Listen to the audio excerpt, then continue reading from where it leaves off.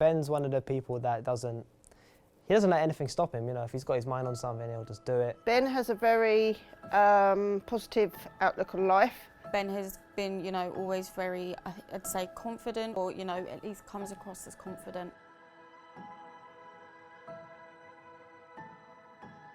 My name is Ben Smith, and I have a condition called athetoid cerebral palsy. So at birth, I deprived of oxygen because the umbilical cord was wrapped around my neck, and that caused my disability. The doctors gave my mum and dad the unfortunate news that I wouldn't be able to walk or talk ever in my life. When the doctors said that to my mum and dad, they were very, very upset. As it was their very first child, they honestly didn't know what to do. At first, I was in and out of hospital just to monitor my condition to see if it was going to get worse or better. So I was in and out of hospital pretty much every month until one day the doctor said to my mum that you didn't need to come anymore for any checkups. A great sense of relief, because I knew something was wrong with him, with the way he held himself, and kind of anger, because I was led to believe in a roundabout way there was nothing wrong with him by doctors. So I had physio to help me walk.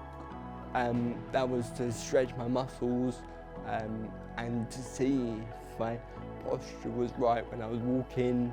But I basically taught myself how to walk, which was amazing, and the doctors was very, very proud of me for what I've accomplished. So when I started to walk and talk, I was about 3 to 4 years old. My uncle brought over from America a toy truck, and when I was at my nan's one day, my nan said, come over here, Ben, and then I took my first ever steps. My mum was literally sobbing her heart out as I was told that I wasn't able to walk or talk. I did go to a mainstream school. My mum and dad didn't want me to go to a special school and get treated with all the specialist help out there, because they wanted me to live a normal but difficult life of my disability. That was my main concern. When he went to school, I was reassured that he didn't seem to give the vibe of being a child that will be bullied. He's very outgoing and has sort of a friendly smile, and we had no problems whatsoever. He was, you know, went into the school with no problems at all. Everybody welcomed him. At first, making friends, I was a bit nervous about it due to the fact that I knew nobody at first, and I didn't know what they were going to think of me being disabled and having specialist help through school. But when I joined, I got introduced to a lovely class where I met one of my best friends. I have known Ben for just under 10 years. Well, I was back in year 7, so, you know, just new school and stuff, just getting used to all that sort of stuff. So we have the same sort of interests. So we started, we played the same sort of games, we both liked cars and stuff, so it was just quite interesting. It all felt like year 7, you know, 8, 9, 10, 11, whatever. He, like I said before, he doesn't let anything stop him. So if he, obviously knowing his condition and stuff like that, if he was any different, he would let that define him and not let him do anything. But like I remember this conversation I had with him in like year 10, 9 or something. Like he was getting really like sad and stuff. Like how like sometimes like if he wanted to learn to drive, like he would like it's so much harder for someone like him and like compared to normal people, like just people with non-disabilities. Like. So I first started teaching Ben when he was in level 2, and that kind of started about 3 years ago now. So. My mum was very worried about me getting bullied at school, and so was I, being the only disabled person in my infant school ever. I thought Ben was, you know, really kind of funny. He was, you know, he was really polite. He, you know, wasn't afraid to kind of get stuck in. And yeah, just kind of went for it with every task, which was really good to see. I'm currently studying level 3 year 2 media, and I am loving it. It's been a real relief to find something that I'm good at, but also isn't too much that I won't be able to cope with the amount of work that is involved with the course. I think he's done really well, and I, you know, at the beginning, I think there were a couple of things, you know, Ben kind of struggled with. More so, I think, like the practical side, but over the years, you know, he's kind of really done loads of kind of like different training. He's kind of gone out, tried new things, and has kind of really improved with that. So.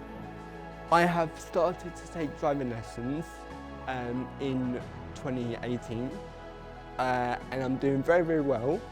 And in 2019, I took my first theory lesson, but unfortunately, I was 9 questions off passing everything. However, now I've had to stop it for a very long time because of COVID-19 has impacted my learning to drive. Hopefully within the next couple of months I will, fingers crossed, be able to start learning to drive again and hopefully pass my theory. And then next year I will be staying at college for another 2 more years, and hopefully by then I can take myself to and from college, as I will have a car. My car has to be specially adapted by having a left foot accelerator, which is in a normal car is where the clutch is. That will be my accelerator. And I also have to have a knob on the steering wheel, as I can't use both hands. So I have what's called a Loginson's lollipop on my steering wheel to help me to drive.